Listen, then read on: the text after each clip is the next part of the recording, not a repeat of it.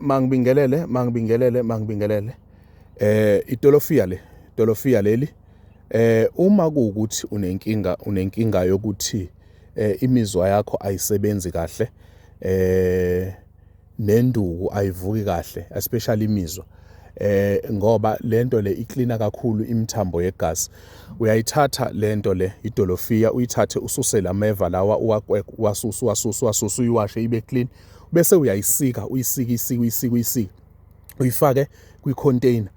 Ungayiqala nje uyifake mhlambe kwi-container engango-5 liter, uthola amacembe abe maningana, ufaka amanzi, ubese uyayipheka ibile.